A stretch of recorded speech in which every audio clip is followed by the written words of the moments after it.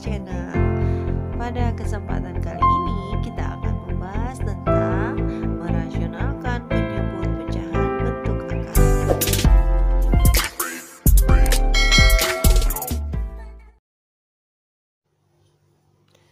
Tujuan pembelajaran pada video kali ini adalah kalian diharapkan dapat merasionalkan penyebut pecahan bentuk akar.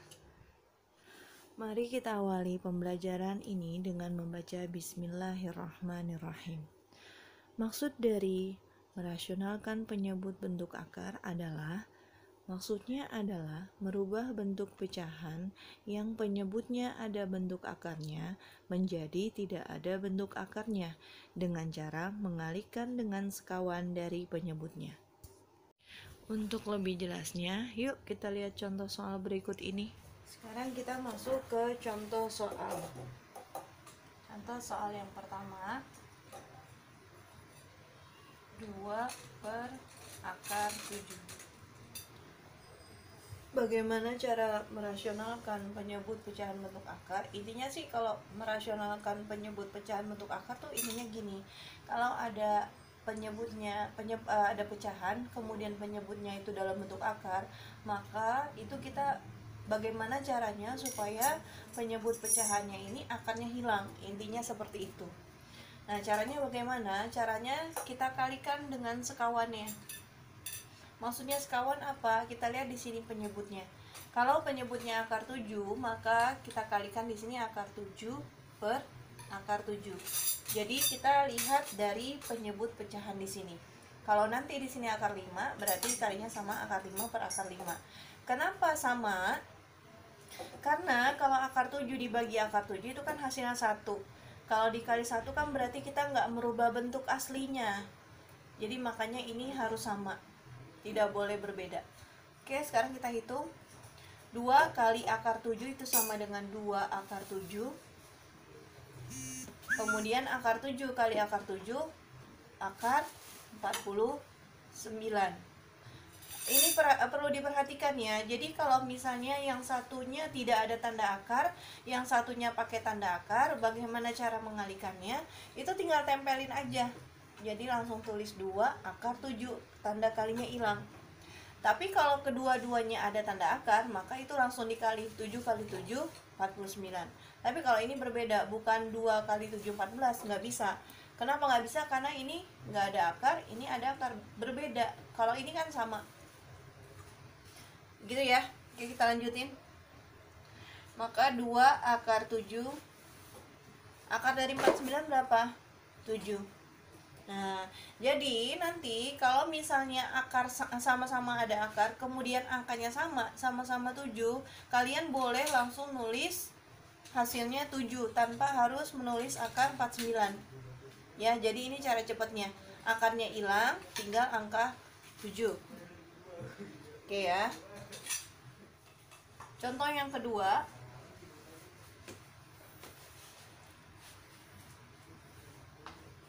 4 per akar 2.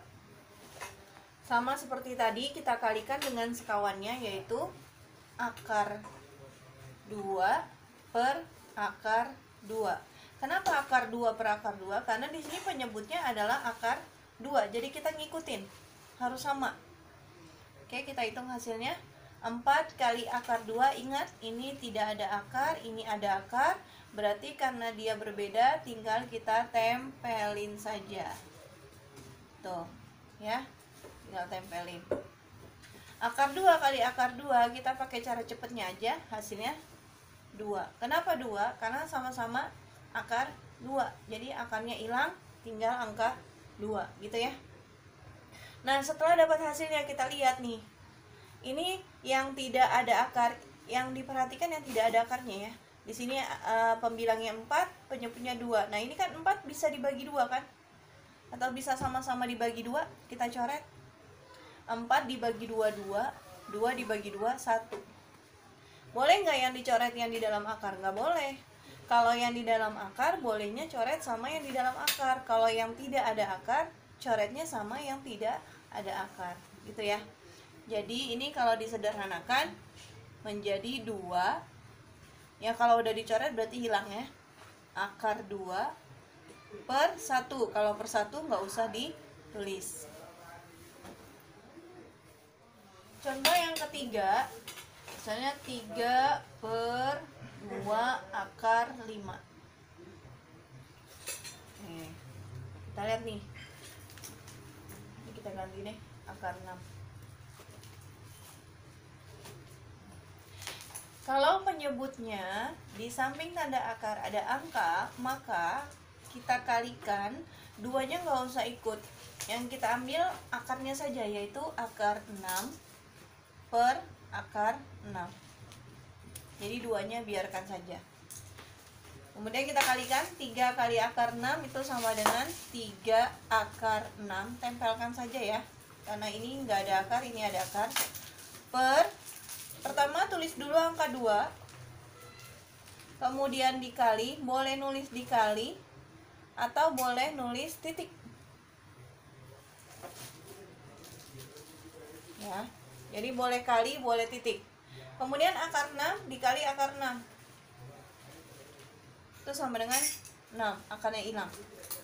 Nah, setelah itu kita lihat nih. Kita lihat yang tidak ada akarnya.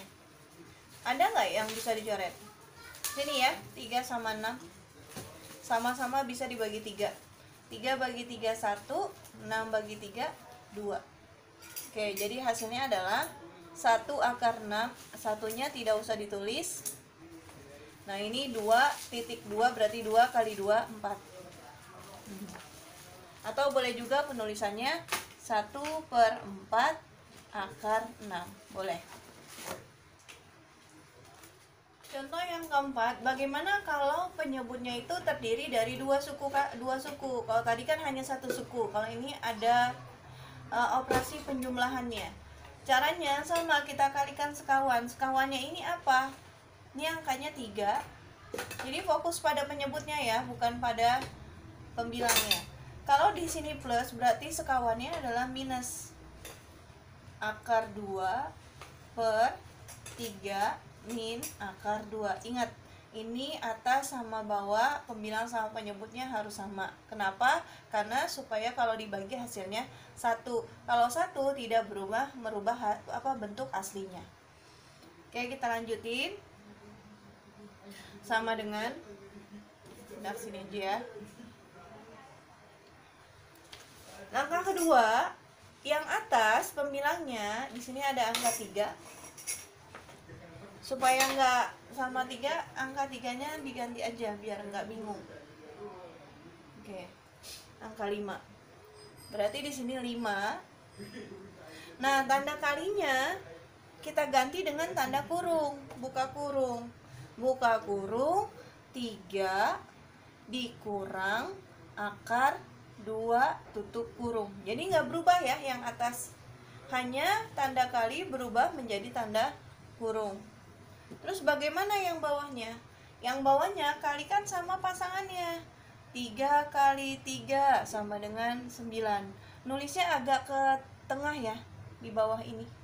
Kemudian plus kali min, itu min.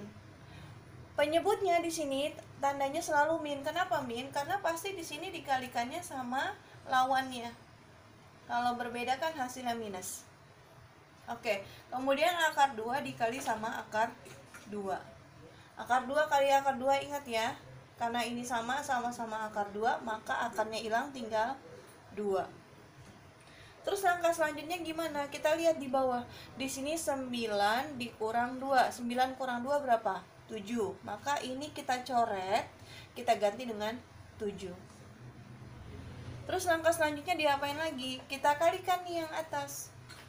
Ini kan ada tanda kurung. Tanda kurung kan tadi artinya dikali. Berarti 5 kali 3 sama dengan 15. Tandanya dikurang. Kemudian 5 kali akar 2.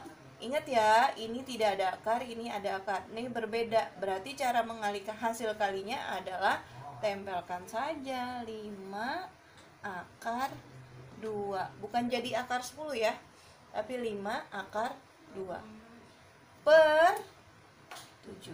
Nah, inilah hasilnya. Contoh yang kelima. 4 per akar 5 dikurang 1. Kalau tadi akarnya di belakang, kalau ini sekarang akarnya di depan. Caranya sama. Kita fokus di bawah ya. 4-nya abaikan dulu sementara. Kita lihat di sini adalah angkanya akar 5. Karena di sini min, berarti kita di sini lawannya yaitu plus 1 per harus sama akar 5 plus 1. Ingat ya, harus sama. Langkah kedua. Ingat, langkah kedua tadi apa? 4, tanda kalinya berubah menjadi buka kurung, kemudian akar 5 ditambah 1 tutup kurung per, kalau yang bawah kalikan pasangannya. Akar 5 kali akar 5. Ingat, ini sama-sama akar 5, berarti hasilnya akarnya hilang. Kemudian tandanya selalu min ya. 1 kali 1 sama dengan 1. 5 dikurang 1 berapa? 4. Coret, ganti 4. Nah, kalau tadi kan nggak bisa dibagi tuh hasilnya. Tapi kalau ini, lihat 4 sama 4 kan bisa sama-sama dibagi 4. Ini tinggal 1, ini tinggal 1, ya kan? 4 bagi 4 1, 4 bagi 4 1. Maka hasil akhirnya adalah akar 5 ditambah 1 per 1. Per 1 nggak usah ditulis, 1 di depan juga. Kalau dikali 1 kan hasilnya dirinya sendiri. Maka hasilnya adalah akar 5 ditambah 1. Sekarang contoh yang ke-6. Dua-duanya ada akarnya. Masih sama seperti tadi, dikali, fokus bawah ya, akar 5. Kalau di sini plus, berarti kita tulisnya lawannya min. Akar 2 per, harus sama, akar 5 dikurang akar 2 sama dengan langkah kedua. Ingat, tanda kali berubah menjadi buka kurung. 6 buka kurung akar 5 dikurang akar 2 tutup kurung per, kalikan. Akar 5 kali akar 5, 5. Akarnya hilang karena sama. Akar 2 kali akar 2, 2. Karena sama. Terus tandanya apa? Selalu min. Jadi kalau di bawah tuh selalu min. Kita hitung. 5 dikurang 2 berapa? 3. 6 bisa nggak dibagi 3? Bisa, sama-sama bagi 3. 6 bagi 3 2, 3 bagi 3 1. Karena di luar tanda kurung masih ada angka 2, maka kita kalikan.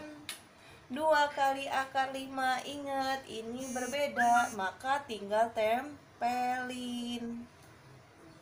2 akar 5 dikurang, kalikan juga ini sama ini, jadinya 2 akar 2. Tuh ya. Per berapa? Per 1. Ditulis nggak per 1? Nggak usah.